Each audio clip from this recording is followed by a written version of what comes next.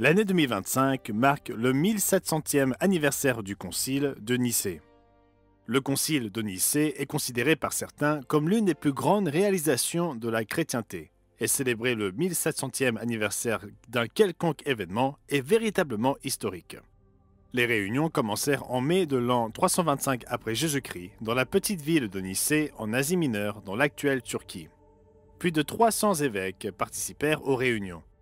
En l'an 325 après Jésus-Christ, cette année-là est considérée par beaucoup comme une date charnière dans l'histoire de l'Église chrétienne dominante. Lors de ce concile, la nature du Christ et sa relation avec le Père furent discutées et débattues.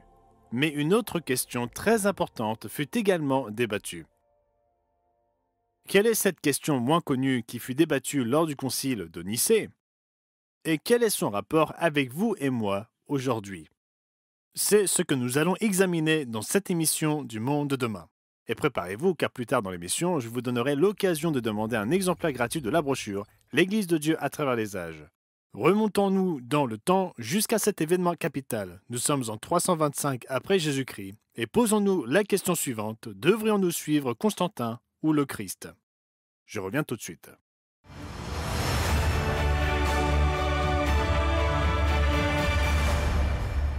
Bienvenue au Monde de demain, où nous vous aidons à donner un sens à votre monde à travers les pages de la Bible. L'année 2025 marque le 1700e anniversaire du Concile de Nicée.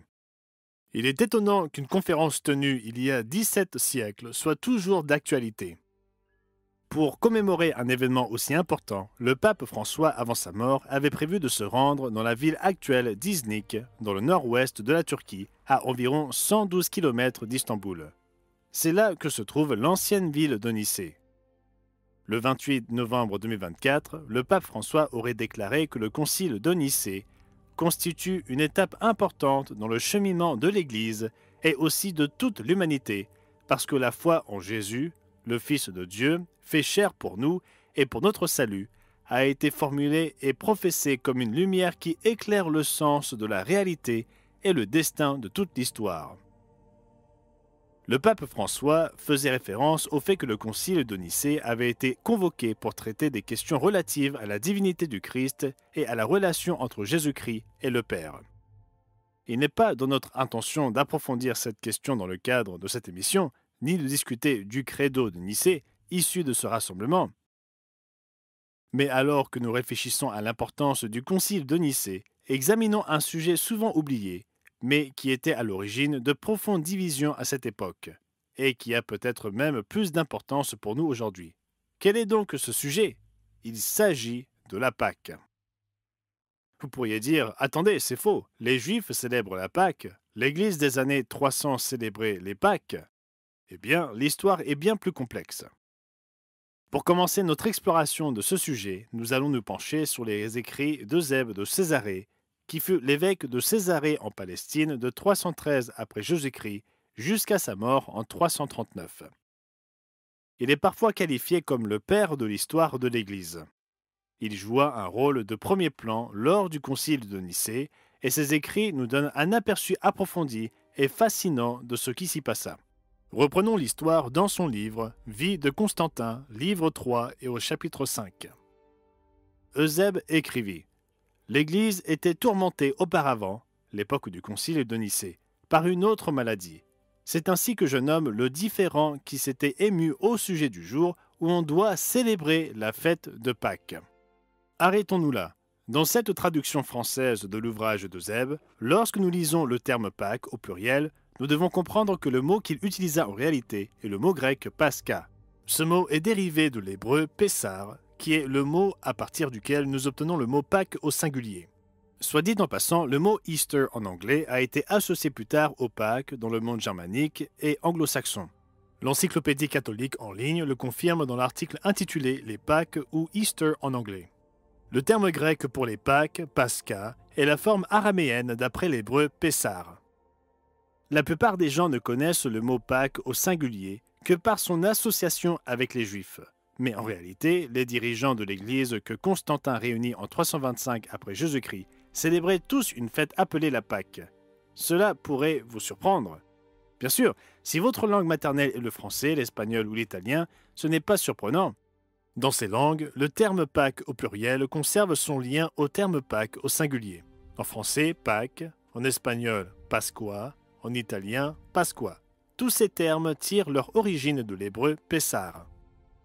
Relisons le récit de Zeb en remplaçant cette fois le mot Pâques par Pascha.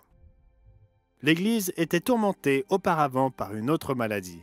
C'est ainsi que je nomme le différend qui s'était ému au sujet du jour où on doit célébrer la fête de Pâques, Pascha. Les uns soutenaient qu'il fallait suivre la coutume des Juifs.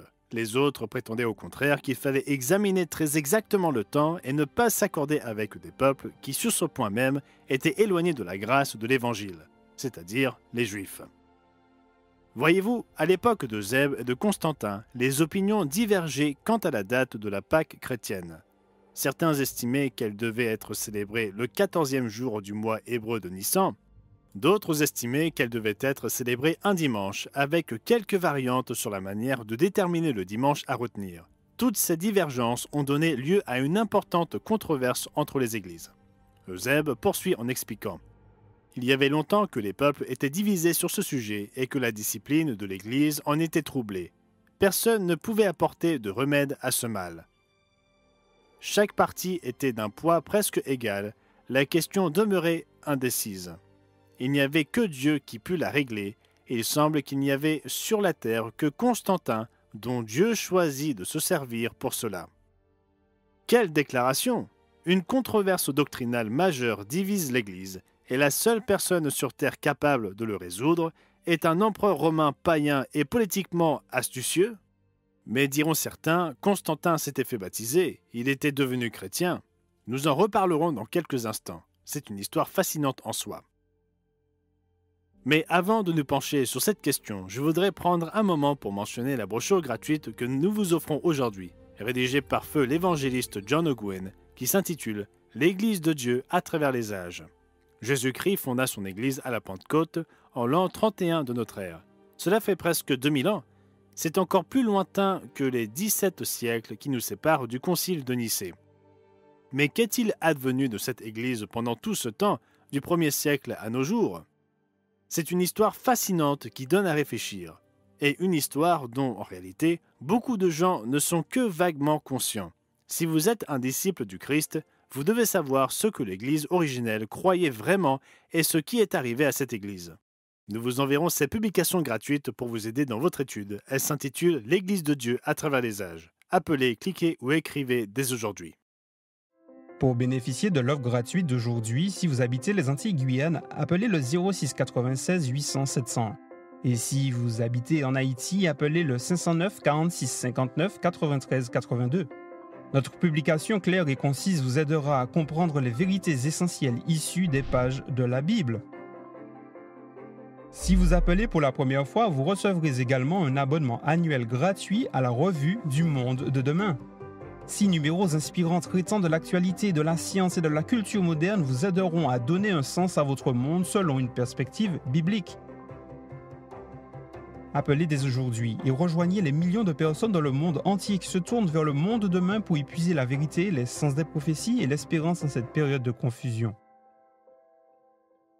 Appelez dès aujourd'hui au rendez-vous sur mondedemain.org.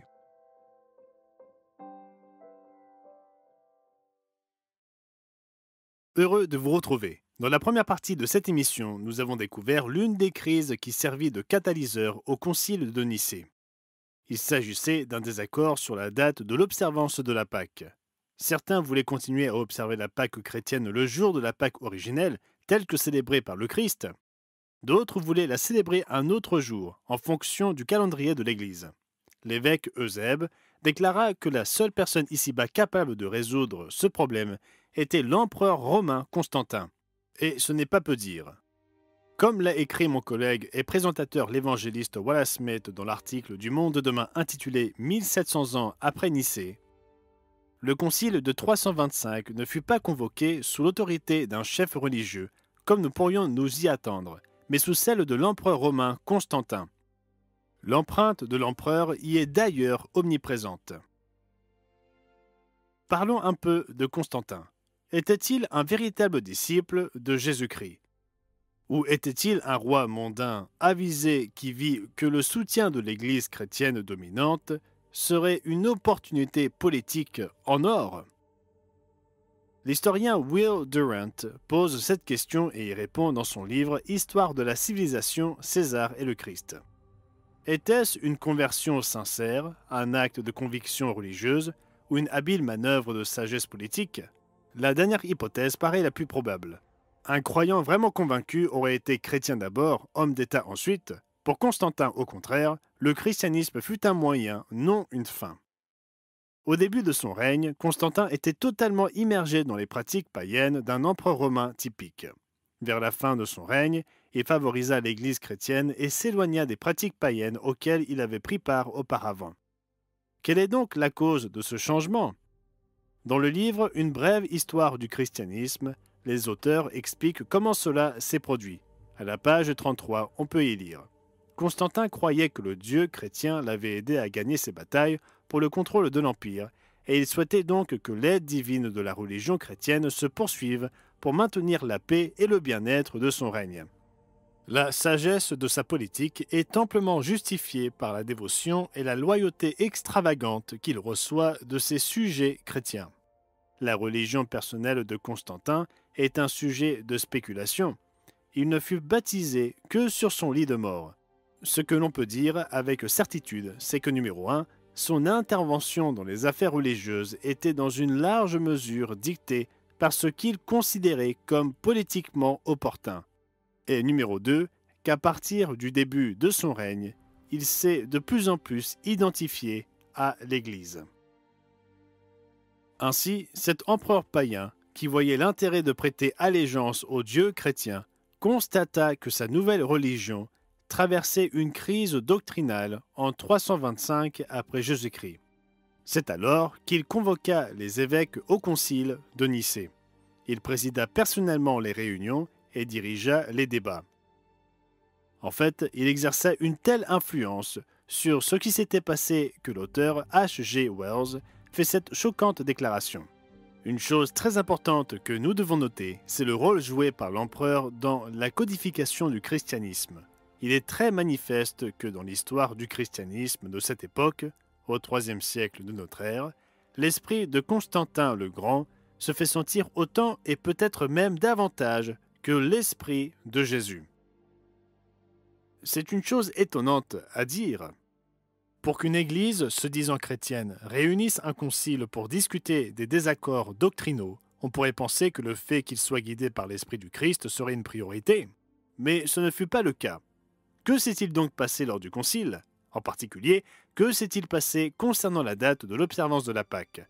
Resterait-elle liée à la Pâque célébrée par Jésus ou serait-elle déconnectée de l'enseignement et de la pratique du Christ? Pour répondre à la question, revenons à Eusèbe. Il résume le débat de la manière suivante dans le chapitre 14 de son livre « Vie de Constantin ».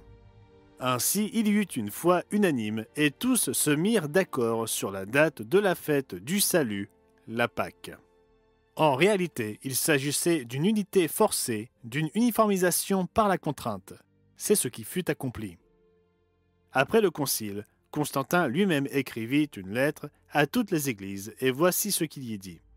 La question qui regarde la célébration de la fête de Pâques ayant été ensuite agitée, on a jugé tout d'une voix qu'il était fort à propos qu'elle fût célébrée au même jour dans toute l'étendue de l'Église. N'ayons donc rien de commun avec la nation des Juifs, qui est une nation ennemie. Nous avons appris du Sauveur une autre voie. Et voilà, avec mépris et dérision, on déclara que les chrétiens ne devaient rien avoir en commun avec les Juifs. Mais qu'en serait-il si ce que l'on déclarait être commun avec les Juifs était en fait un commandement de Dieu dans les Écritures? Et si c'était un élément de l'enseignement du Christ dans le Nouveau Testament qui était interdit? C'est une bonne question, et nous l'examinerons dans la partie suivante. Mais avant cela, permettez-moi de vous proposer à nouveau notre brochure gratuite « L'Église de Dieu à travers les âges ». Elle pose la question suivante et y répond. Qu'est-il arrivé à l'Église? Elle décrit en détail une transition dramatique. Comment l'Église visible et dominante s'est tournée vers des traditions et des enseignements que Jésus-Christ et les premiers disciples n'eurent jamais adoptés? Elle décrit en détail l'événement même que nous décrivons aujourd'hui, et bien d'autres événements encore, mais le temps ne nous permet pas d'aborder tout dans cette émission. Si vous voulez vraiment savoir ce qui s'est passé dans la véritable histoire de l'Église chrétienne, vous avez besoin de cette brochure. Appelez, écrivez ou commandez en ligne dès maintenant. Notre publication claire et concise vous aidera à comprendre les vérités essentielles issues des pages de la Bible. Appelez dès aujourd'hui au rendez-vous sur mondedemain.org. Nous sommes heureux de vous retrouver. Jusqu'à présent, nous avons vu que le concile de Nicée fut convoqué pour discuter de certains différends très importants au sein de l'Église de l'époque. L'une de ces questions concernait la date de la fête de la Pâque. Dans ce contexte, nous lisons dans la lettre de Constantin aux Églises que les chrétiens ne devaient avoir rien de commun avec les Juifs. Et pourquoi est-ce important? Eh bien, une petite touche d'histoire. Même au IVe siècle après Jésus-Christ, certains chrétiens, notamment en Orient, restèrent fidèles à l'observance de la Pâque le 14e jour du mois hébreu de Nissan. Et ceux qui observaient la Pâque le 14 suivaient les enseignements qui leur avaient été transmis depuis l'apôtre Jean. Le témoignage de Polycarpe, disciple direct de l'apôtre Jean, l'atteste. Polycrate, le disciple de Polycarpe, célébrait également la Pâque de cette manière. Vous voyez, ses disciples fidèles, Polycarpe et Polycrate, observaient la Pâque chrétienne biblique. C'était une instruction claire de Jésus-Christ dans le Nouveau Testament. Jésus célébra la Pâque le 14e jour de Nissan avec ses disciples, la nuit précédant sa mort. Au cours de cette célébration, il leur donna du pain à manger, symbole de son corps qui allait être rompu pour eux. Il donna aussi du vin à boire aux disciples, comme symbole de son sang versé pour eux. Il leur lava les pieds, symbole de son humilité. Remarquez ce qu'il dit lors de sa dernière célébration de la Pâque dans Jean chapitre 13, versets 12 à 15. Après qu'il leur eut lavé les pieds et qu'il eut pris ses vêtements, il se remit à table et leur dit « Comprenez-vous ce que je vous ai fait? Vous m'appelez Maître et Seigneur, et vous dites bien, car je le suis. Si donc je vous ai lavé les pieds, moi le Seigneur et le Maître, vous devez aussi vous laver les pieds les uns aux autres, car je vous ai donné un exemple, afin que vous fassiez comme je vous ai fait. » Il y a quelques années, un slogan populaire était en vogue. Que ferait Jésus? En ce qui concerne la doctrine et la pratique, nous savons ce que Jésus fit. La Bible rapporte en détail ce qu'il fit. Et Jésus célébra la Pâque le 14 Nissan. Le récit biblique est très clair. Et il dit à ses disciples d'en faire de même. L'apôtre Paul célébrait également la Pâque chrétienne le 14 Nissan pour commémorer les souffrances et la mort de Jésus-Christ. Il enseigna aux frères et sœurs de l'église de Corinthe de la célébrer également. Remarquez ce que Paul dit dans 1 Corinthiens chapitre 11, versets 23 à 25. « Car j'ai reçu du Seigneur ce que je vous ai enseigné, c'est que le Seigneur Jésus, dans la nuit où il fut livré, prit du pain, et après avoir rendu grâce, le rompit et dit, « Ceci est mon corps, qui est rompu pour vous. Faites ceci en mémoire de moi. » De même, après avoir soupé, il prit la coupe et dit, « Cette coupe est la nouvelle alliance en mon sang. Faites ceci en mémoire de moi toutes les fois que vous en boirez. » Pour résumer ce que Paul enseignait et ce qu'il pratiquait, nous lisons dans 1 Corinthiens 5, versets 7 à 8. « Car Christ, notre Pâque, a été immolé. Célébrons donc la fête. » Alors pourquoi certains éviteraient-ils tout lien avec la Pâque chrétienne du 14 Nissan dès les années 300 de notre ère? Pour ne pas ressembler aux Juifs.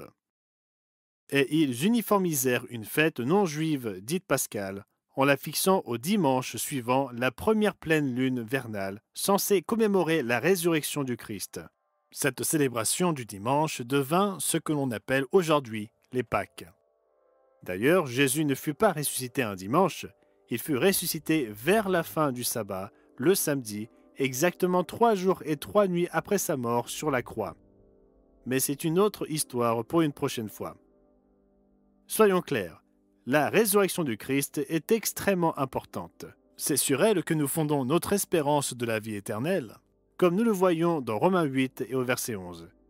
Et si l'esprit de celui qui a ressuscité Jésus d'entre les morts habite en vous, celui qui a ressuscité Christ d'entre les morts rendra aussi la vie à vos corps mortels par son esprit qui habite en vous. La résurrection est notre espérance et notre avenir. Mais vous pouvez parcourir le Nouveau Testament du début à la fin, vous ne trouverez pas une seule instruction ou un seul commandement d'observer la résurrection comme un jour de fête. En fait, Constantin ne s'intéressait guère à la vérité, il voulait simplement que tout le monde soit sur la même longueur d'onde. Comme l'indique le podcast primé sur l'histoire de Rome de Mike Duncan, l'empereur ne se souciait pas tant de savoir quel camp avait raison ou quelle interprétation était la meilleure, tant qu'au bout du compte, tout le monde soit d'accord. Alors, qui suivrez-vous? Constantin et les traditions qu'il établit pour différencier les chrétiens de non des juifs, ou bien Jésus-Christ, qui exposa clairement ses enseignements dans le Nouveau Testament à la vue de tous? L'unité et la cohésion doivent régner dans le corps du Christ. L'apôtre Paul l'expliqua dans 1 Corinthiens chapitre 1 et au verset 10. Je vous exhorte, frères, par le nom de notre Seigneur Jésus-Christ, à tenir tous un même langage et à ne point avoir de division parmi vous, mais à être parfaitement unis dans un même esprit et dans un même sentiment. Mais en même temps, Jésus savait que dans cette ère, parce que nous vivons dans le monde de Satan, il y aurait des divisions. Et la vérité serait parfois une source de division, car tout le monde n'accepterait pas la vérité. Remarquez ce que Jésus dit dans Matthieu 10, verset 34 et versets 36 et 37. Ne croyez pas que je sois venu apporter la paix sur la terre. Je ne suis pas venu apporter la paix, mais l'épée. Et l'homme aura pour ennemi les gens de sa maison. Celui qui aime son père ou sa mère plus que moi n'est pas digne de moi. En d'autres termes, lorsqu'il s'agit de la vérité de Dieu et des enseignements du Christ, nous ne devons pas faire de compromis, même au nom de l'unité. Et même si cela implique des membres de notre propre famille, si nous voulons être fidèles au Christ, nous devons lire ce livre, nous devons comprendre les enseignements qu'il contient et nous y conformer. Il y a beaucoup plus de choses à dire sur ce sujet que nous ne pouvons en traiter dans une courte émission. C'est pourquoi nous souhaitons vous envoyer la brochure gratuite que nous vous proposons aujourd'hui, intitulée « L'Église de Dieu à travers les âges ». Elle explique comment l'histoire de l'Église est décrite à travers le récit des 7 églises de l'ancienne Asie mineure dans Apocalypse 2 et 3. Les messages adressés aux églises étaient en fait prophétiques pour les siècles à venir de l'Église de Dieu du Nouveau Testament. Cette brochure vous ouvrira les yeux sur l'histoire de l'Église comme vous ne l'avez peut-être jamais vu auparavant. Elle vous donnera une compréhension et contient un avertissement sobre pour l'Église de Dieu. Alors appelez, cliquez ou écrivez aujourd'hui. Commandez dès maintenant. Pour bénéficier de l'offre gratuite d'aujourd'hui, si vous habitez les Antilles-Guyane, appelez le 06 96 800 701. Et si vous habitez en Haïti, appelez le 509 46 59 93 82. Notre publication claire et concise vous aidera à comprendre les vérités essentielles issues des pages de la Bible. Si vous appelez pour la première fois, vous recevrez également un abonnement annuel gratuit à la revue du Monde de demain. 6 numéros inspirants traitant de l'actualité, de la science et de la culture moderne vous aideront à donner un sens à votre monde selon une perspective biblique. Appelez dès aujourd'hui et rejoignez les millions de personnes dans le monde entier qui se tournent vers le monde de demain pour y puiser la vérité, les sens des prophéties et l'espérance en cette période de confusion. Appelez dès aujourd'hui au rendez-vous sur mondedemain.org.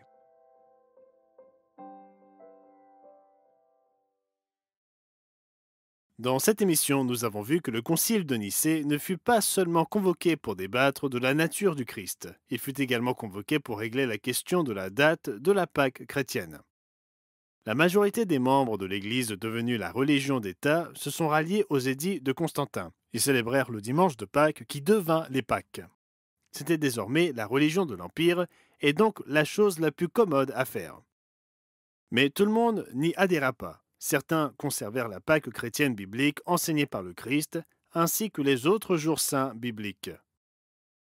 Nous en avons la preuve dans le texte d'un sermon prononcé par un prêtre d'Antioche nommé Jean Chrysostome. Ce sermon fut prononcé en 386-387 après Jésus-Christ.